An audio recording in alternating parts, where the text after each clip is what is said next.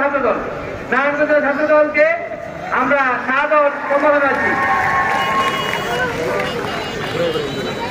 সরকারি নেতৃবৃন্দ, আপনারা বক্তব্য দিবেন, কোনো সম্ভাষণ করবেন না, যেহেতু আমাদের প্রধানমন্ত্রী বক্তব্য দিবেন। এই পর্যায়ে সংক্ষিপ্ত বক্তব্য রাখার জন্য অনুরোধ করছি।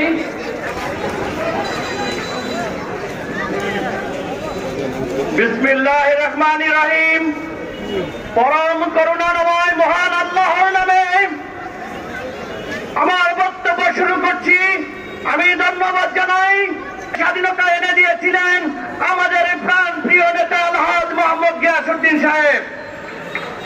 আজকে আমরা বলতে চাই, আমাদের 2007 সালের নির্বাচনের পরে যখন একটি সংবিধান শাসক এই 2024 সালে বিদায় নিয়েছে, আজকে তাদের গরম গরম কথায় আমাদের অধিকার থেকে বঞ্চিত করেছে।